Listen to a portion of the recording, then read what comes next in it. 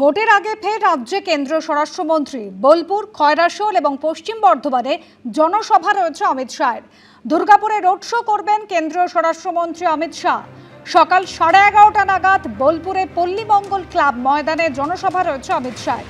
দুপুর 12:45 বীরভূমের খয়রাশোলে ফুটবল মাঠে জনসভা। দুপুর 2টায় পশ্চিম বর্ধমানে খান্দারা ফুটবল মাঠে তৃতীয় জনসভা করবেন অমিত শাহ।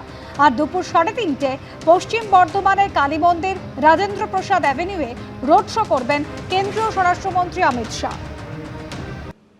শিলিগুড়ির সভা থেকে অনুপ্রবেশকারী ইস্যুতে ফের আক্রমণ শানালেন নরেন্দ্র মোদী। পাল্টা মমতা বন্দ্যোপাধ্যায় ওন্দার সভা থেকে বললেন, 2024-এ যারা এসেছে তাদেরও নাগরিক বলা হচ্ছে, কিন্তু সারা জীবন যারা এখানে থেকেছে তাদের নাগরিক হিসেবে মান্যতা দেওয়া হচ্ছে না। उत्तर बंगाल के जिलों में घुसपैठ से कितना बदलाव आ रहा है। 2024-এ এসছে তাকেও তুমি নাগরিক বলছো। ভোটমুখী পশ্চিমবঙ্গে পরপর সফর, ব্যাক টু ব্যাক জনসভা, আর প্রতিদিন প্রতিটা সভা থেকে অনুপ্রবেশকারী ইস্যুকে হাতিয়ার করে আক্রমণ শানাচ্ছেন প্রধানমন্ত্রী। এদিন শিলিগুড়ির সভা থেকেও যার ব্যতিক্রম হলো না। বিজেপির শক্ত ঘাঁটি বলে পরিচিত উত্তরবঙ্গের মাটিতে দাঁড়িয়ে অনুপ্রবেশ ইস্যুতে সুর চড়ালেন নরেন্দ্র মোদী। उत्तर बंगाल के जिलों में घुसपैठ से कितना बदलाव आ रहा है। सामाजिक संतुलन बिगड़ रहा है। भाषा बोली में, संस्कार संस्कृति में अंतर आ रहा है। मेहनत मजदूरी के काम में घुसपैठियों का कब्जा हो रहा है। इसको अभी नहीं रोका गया तो बहुत देर हो जाएगी। इसलिए मेरा मंत्र याद रखिए, कमल खिलाओ, घुसपैठिया भगाओ। कमल खिलाओ, घुसपैठिया भगाओ। বিহারেও গিয়ে বলেছে অনুপ্রবেশকারীদের বিরুদ্ধে ভোট, আর বাংলায় চিরকাল বলে, আর লুকিয়ে লুকিয়ে অনেক লোককে এখানে আশ্রয় দেয়। বেশি কথা বললে মোটা ভাই তোমার সবকিছু খোলসা করে দেবো ভাই। খবর আমিও রাখি, 2024-এ এসছে তাকেও তুমি নাগরিক বলছো, আর যারা সারা জীবন দেশে আছে তারা নাগরিক নয়। তুমি উকুন বাচ্ছ, তুমি চুনোপটি দেখছো, তুমি যে নিজে একটা বলো রাঘব বোয়াল, বড় কাতলা। শুধু মোদী সাই নয়, এ রাজ্যে বিজেপি প্রার্থীদের হয়ে প্রতিদিন প্রচারে আসছেন বিজেপির তারকা প্রচারকরা, যার মধ্যে রয়েছেন যোগী আদিত্যনাথও। এদিন বাঁকুড়ার সভা থেকে ডবল ইঞ্জিনের উত্তরপ্রদেশকে উদাহরণ হিসেবে তুলে ধরলেন তিনি, জানিয়ে তীব্র কটাক্ষ করেছে তৃণমূল। जैसे आज बंगाल में चल रहा है जो अराजकता है, जो गुंडागिर्दी है, यही गुंडागिर्दी, इसी प्रकार की अराजकता, इसी प्रकार की अव्यवस्था आज से 9 वर्ष पहले उत्तर प्रदेश में भी थी। याद करिए, 2017 में भारत के यशस्वी प्रधानमंत्री मोदी जी के आह्वान पर उत्तर प्रदेश की जनता जनार्दन ने उत्तर प्रदेश में डबल इंजन की सरकार दी।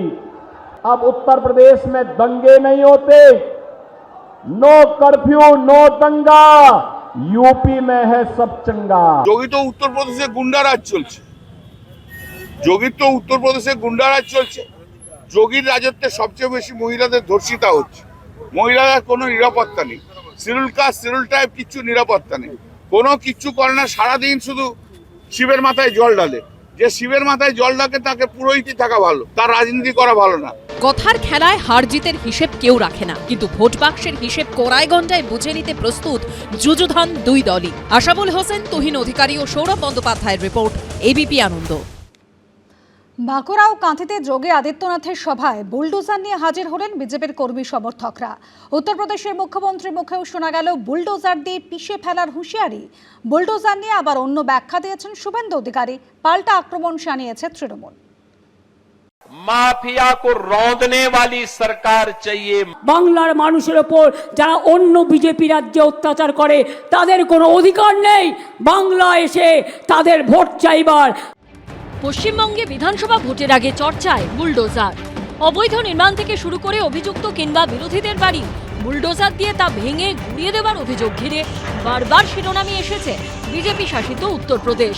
বিভিন্ন সময়ে এ রাজ্যের বিজেপি নেতাদের মুখেও উঠে এসেছে বুলডোজার প্রসঙ্গ। এবার এ রাজ্যে ভোটের প্রচারে এসে উত্তরপ্রদেশের মুখ্যমন্ত্রী যোগী আদিত্যনাথের গলায় শোনা গেল বুলডোজার হুঁশিয়ারি। यहाँ की कला और संस्कृति के साथ, यहाँ के अध्यात्म के साथ, यहाँ की बहन और बेटियों के साथ, यहाँ के नौजवानों के रोजगार के साथ जो भी खिलवाड़ करेगा, उत्तर प्रदेश का बुलडोजर उसको ठीक ढंग से जवाब दे देगा। यूपी का बुलडोजर केवल वह सड़क ही नहीं बनाता है, माफिया का भी इलाज करता है।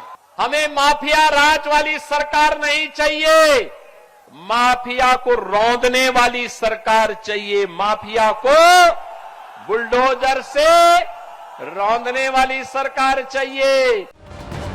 রবিবার বাঁকুড়া, সোনামুখী ও পূর্ব মেদিনীপুরের কাঁথিতে সভা করেন যোগী আদিত্যনাথ। দু জায়গাতেই বহু বিজেপি কর্মী সমর্থক বুলডোজার নিয়ে হাজির হন। বুলডোজার বাবাকে দেখতে এসেছি, বুলডোজার নিয়ে। বুলডোজার বাবার নাম, তাই বুলডোজার নিয়ে এসেছি আমরা। বুলডোজার নিয়ে আবার অন্য ব্যাখ্যা দিয়েছেন শুভেন্দু অধিকারী। প্রত্যেকই অন্যায়ের বিরুদ্ধে লড়তে হবে, ওই জন্য গেছে। যারা অন্যায় করছেন তাদের তো মানে ভয় পাওয়ার কথা, যারা অন্যায় করছেন না তারা ভীত হবেন কেন? একটা বিজেপির মুখ্যমন্ত্রী এসে বলছেন আইনের তোয়াক্কা নেই, বুলডোজার দিয়ে সোজা করে দেব। যোগী একবার চেষ্টা করুন না, বাংলায় এসে খুব ভালোভাবে ইলেকশনের মহল আছে, ফেরত চলে যাচ্ছেন। আমি বলে দিলাম, যোগী ইলেকশন ছাড়া পশ্চিমবঙ্গে আসলে তার মানুষ জবাব চাইবে এই রকম সংবিধান আইন বিরোধী কথা বলার জন্যে।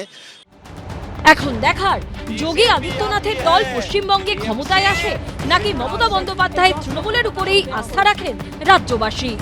অর্ণব মুখোপাধ্যায়, কমল কৃষ্ণ দে ও ঋত্বিক প্রধানের রিপোর্ট, এবিপি আনন্দ। লেক কালীবাড়ির প্রতিষ্ঠা দিবসে বিশেষ পুজোর আয়োজন। দিনভর মন্দিরে ছিল ভক্ত সমাগম। এদিন ভোগ বিতরণও করা হয়। কলকাতার ধর্মীয় ও সাংস্কৃতিক মানচিত্রে লেক কালীবাড়ি এক বিশেষ স্থান অধিকার করে আছে। এই প্রতিষ্ঠানের সঙ্গে অবিচ্ছেদ্যভাবে যুক্ত প্রতিষ্ঠাতা শ্রী শ্রী হরিপদ চক্রবর্তীর নাম। তার জন্মতিথি উদযাপন এবং লেক কালীবাড়ি প্রতিষ্ঠা দিবস কেবল দুটি অনুষ্ঠান দিবস নয়, তা এক গভীর আধ্যাত্মিক, সামাজিক ও সাংস্কৃতিক ধারার বহিঃপ্রকাশ। গুরুদেব শ্রী শ্রী হরিপদ চক্রবর্তী জন্মতিথি উদযাপন মূলত তার ব্যক্তিগত জীবনের স্মরণ নয়, এটা তার আদর্শ। একজন প্রতিষ্ঠা কেবল একটা মন্দির নির্মাণ করেন না, তিনি একটা ভাবধারার প্রতিষ্ঠা করেন। এই যে স্মরণ উৎসব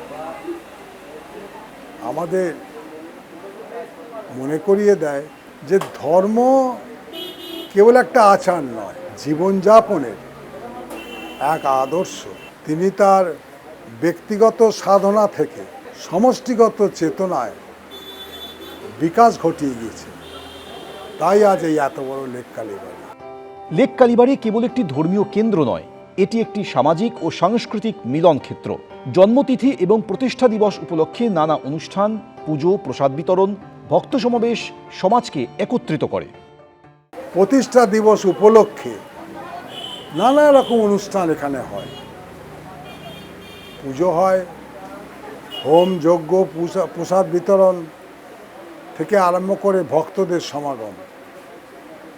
সমাজকে এর মাধ্যমে একত্রিত করে। লেক কালীবাড়ির প্রতিষ্ঠা দিবস, এই অনুষ্ঠানগুলি এই শক্তি চেতনার পুনরুজ্জীবন ঘটায়। সোমবার লেক কালীবাড়ির প্রতিষ্ঠা দিবসে বিশেষ পুজোর আয়োজন এবং ভোগ বিতরণ করা হয়। দিনভর মন্দিরে ভিড় করেন ভক্তরা। অর্ণব মুখোপাধ্যায়, এবিপি আনন্দ, কলকাতা। এবিপি আনন্দ, এগিয়ে থাকে, এগিয়ে রাখে।